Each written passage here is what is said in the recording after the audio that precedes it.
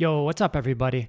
Today we're going through some of my favorite ways to get more interesting leads into your electronic tracks. So whether that's vocals or melodies or basses, you can apply these methods to really any element of your track to spice things up.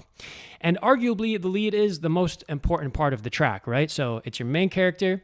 If you can get that dialed in, you're kind of already halfway there. So let's dive in. I'm pretty pumped for this one. And won't you drop me a subscribe before we dive in, will you? Appreciate it. So first up, guys, we've got the Au5 Monolith Method. And this is a really cool technique I learned from Au5 recently. He has an awesome video out where he makes like a filthy bass drop with this method. And in this case here, I have a vocal track and I wanted to make some really cool vocal leads and stutters and chops for a different section of the song. And so what I did is I just loaded up a bunch of samples that I really like, a bunch of vocal samples.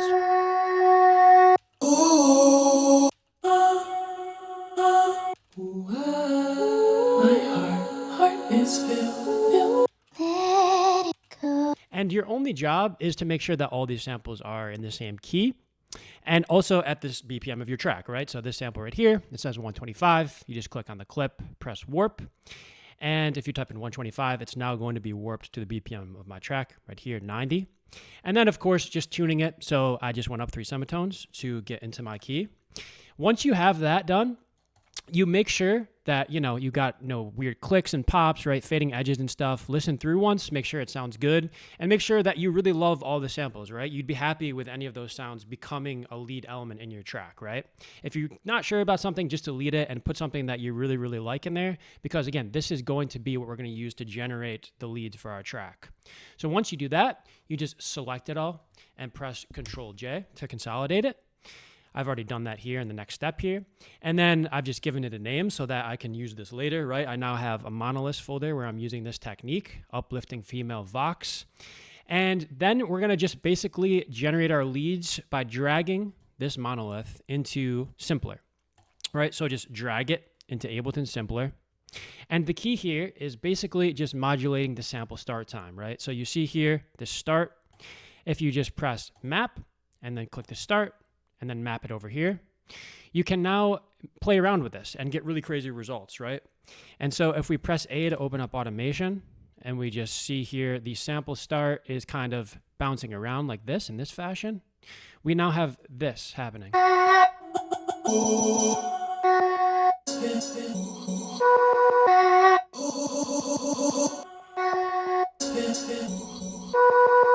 Right, so I've just got MIDI notes here that are triggering essentially different parts of this monolith here, right? You can see it jumping around if you look what's happening in the Simpler.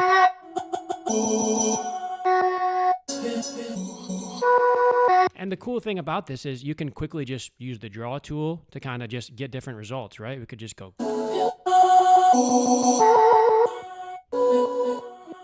You can also apply the same method to effects. So I have a vocoder loaded up, a filter amount, and a reverb.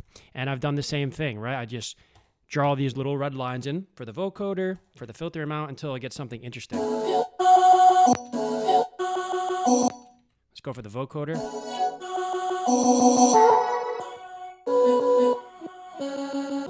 Right, so just 15, 20 minutes of kind of drawing in red lines and you can get a pretty cool lead. Where I ended for this little track right here, it's called Backyard Money. This is where I landed.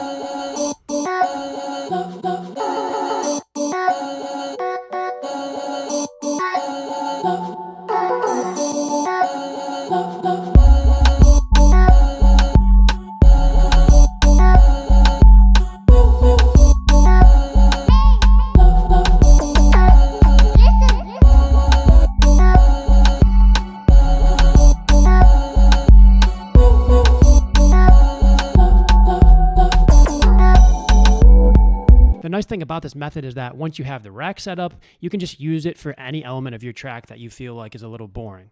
So I have a little bass rack right here. I just loaded up a bunch of bass shots, made sure they were in key and also to the right BPM, and then consolidated, dragged it in, right? And so this is what it sounds like.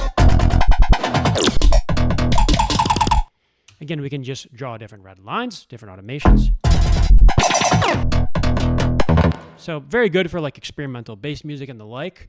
we could also just drag in a new clip into this rack. So I have some lasers here. I made this with a bunch of individual lasers, so I kind of already went through the process of making a monolith, but we've got this little... So we could just drag this in and replace the bass shots with our lasers and maybe add some different effects, right? So let's get a frequency shifter in here. We don't have to worry about key anymore since lasers are our effects. And we could say pitch and then just press map, go over to, let's say maybe ring. Nah, we'll just stick with the frequency knob actually. And we'll just go to the fine tuning, map it here. And then just draw in a bunch of random automations for the pitch. See what happens. Let's also get maybe some echo on here, some distortion, some reverb. And we are going to, again, map to the dry wet of echo. Let's also map it to the input knob here so we can get some distortion. Call this echo. And let's get a limiter on here so we don't blast our ears. And then let's just draw in some red lines, again, for echo. And then we'll listen back and see what happens. Might sound really, really bad. Might sound pretty good. Right? So you could use that as sort of... After you have your bass pattern, you could just layer some lasers on top of it using the same MIDI pattern. Could be one good way to work. You could use this for percussion. You could use this for literally any element of your track. So it's going to be interesting to see where people take this. I'm definitely going to be diving deeper into it and sort of going crazier with these racks. So stay tuned for a deeper dive. And thank you, Au5. The next method, guys, is something I call the waterfall synthesis method. And pretty much, you're just going to take a very basic idea and keep waterfalling to the next step until you get to something that's much more interesting. And so if you've got, say, a melody, right? You know you want this to be the lead melody of your track, but maybe you can't figure out what the synth is, what the instrumentation is going to be. Right now I have this little wonky melody here in this sketch of a track called Polygon Chiptune, and I've got Meld loaded up. Sounds like this.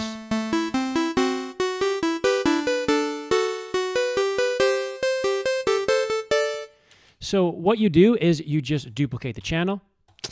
Let's move the clip over here so that we can listen in sequence eventually. And you're just going to make one or two changes inside the synth and then go to the next one, go to the next one. So I'll call this next one, you know, just plus 12 semitones, up an octave, right? And then just duplicate, go to the next one, and we're going to do this maybe 10 times or so. And this one I'll add some unison. Call this one unison. Duplicate again and keep waterfalling. And you'll see why we're kind of waterfalling later. But we've got now, let's see. Maybe I will add a quick modulation to this fifth amount here. So in Meld, if you go to the matrix and then you click any knob in the synth. So if we click the fifth amount, you can see oscillator 1 macro down here. Oscillator 2 macro corresponds to pulse width, fifth amount. See how it's changing? Pulse width, fifth amount.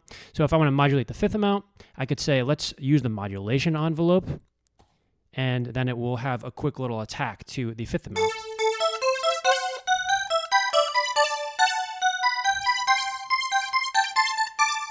So I'll call this one fifth amount.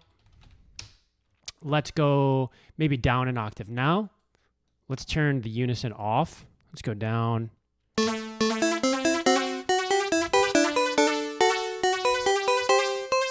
And for this one, let's add some pitch bend or some glide. So if we go into the settings, we could turn on glissando.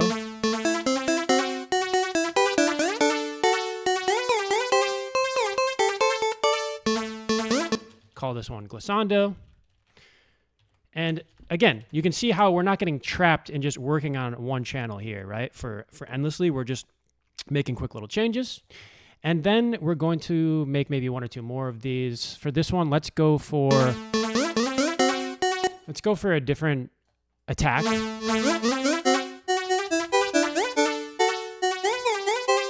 Let's pull back on the glissando a little bit for this one.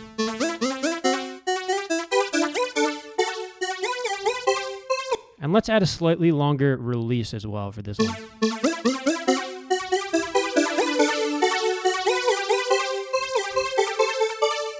And so now you can kind of listen in sequence, right? And figure out which ones you like best. Sometimes there's going to be layering opportunities now.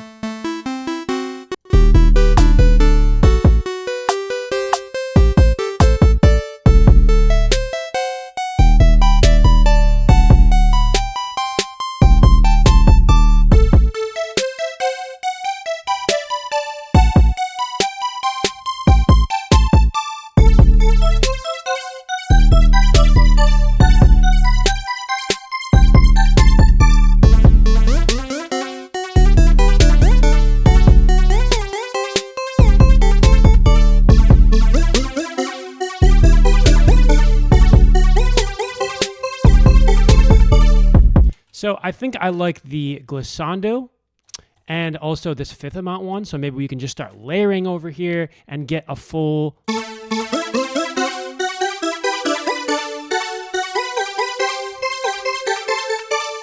Right, so we're on the right track to getting a more full lead as opposed to what we started with.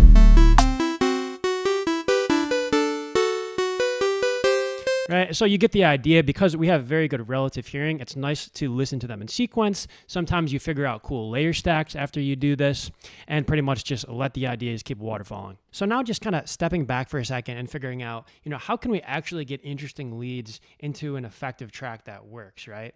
Because you can spend all day doing sound design, the monoliths, etc., getting the craziest sounds of all time, but it's not necessarily going to work within the context of a dance track. So right now I'm talking about house music. I've got this little track here. It's called Hot Black Coffee.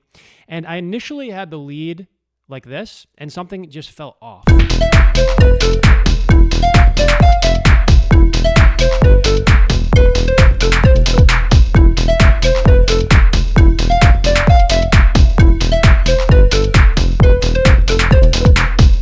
And so it's just too much, right? It's just note after note. It's just like, what is even going on, right? It's like someone's just stuffing this melody in my face. So what I landed on was just muting every other part. And I just kind of have much more space in the mix now. Time for the drums to ride a bit and sort of yearn for the lead to come back, right?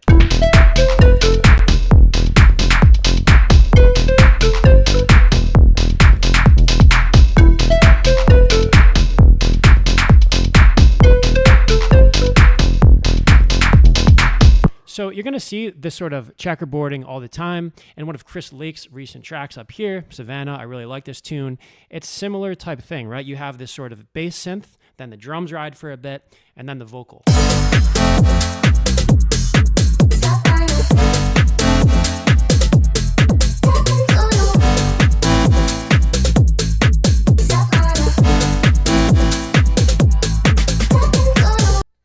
So it's just something to think about, right? Create space, let the mix breathe. If you really have, a 4 or 8 bar melody that you want people to hear, maybe save it for later in the tune, tease some parts of it, sprinkle in a little bit of tease, whatever. One other interesting little tidbit though, here I have one of my favorite effects for leads, overdrive, right? So without overdrive, and then with it, it just sounds really good on leads, and you can dial in, which frequencies you want to drive, how much you want to color it. So highly recommend overdrive for any leads. Next, guys, I just wanted to quickly touch on the concept of the good old layer cake. So what is the layer cake? Well, basically, it's when you take a bunch of sounds and you just start stacking them up until you get, hopefully, a bigger and better sound. So I've just loaded up a track here from a few years ago where I did exactly that. There are a bunch of super saw layers in here. I've got the main super saw, an octave up, a noise layer. There's a guitar. I think there's actually 2 guitars in here. There's a pluck, right? It's a huge layer cake. And so some producers will say, you're a noob. You layered a bunch of sounds until you thought it was better. But I think it actually can work. And also, I think there's a lot of utility in doing that when you're a beginner, especially because it's going to train your ear and help you understand, which sounds layer together well, which frequencies do you kind of need to bring out or tame in certain sounds. And so I will now just play a piece of this track, and then I will play a piece of an Arjuna Beats track, and we'll know once and for all whether the layer cake can work.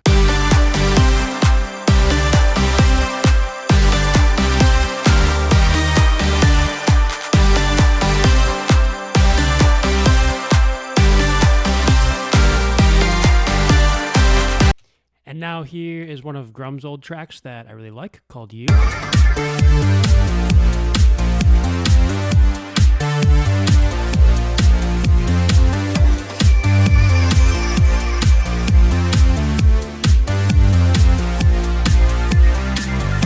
So maybe it's an unpopular opinion, but I do think the layer cake can work.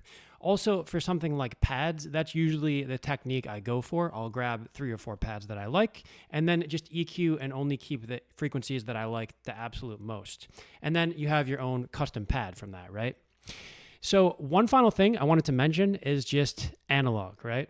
So don't close out yet. If you don't want to buy analog gear, you don't have to. There is the analog instrument in Ableton, right? So I've got these little chords here. I was trying to make like a VIP version of the track I just played called Dolphin Dive, and it sounds like this.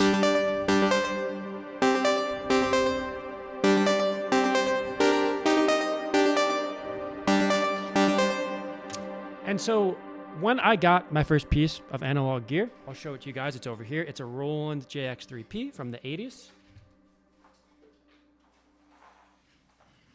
Here it is.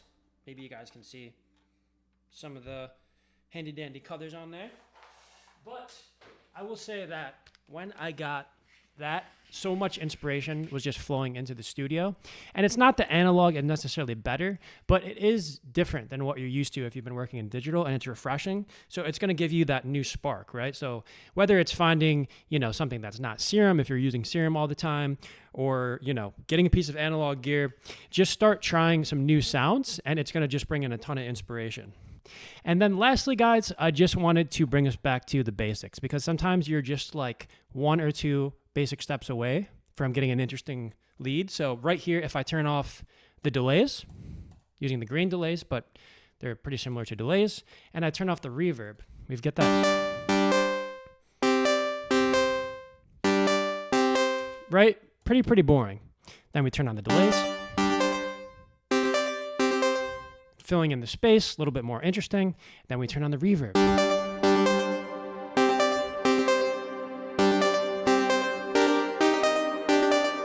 Then we can start adding in some layers, right? The basics. We've got an octave down here, similar type patch, I think, dialed in here. I think maybe a couple things are different.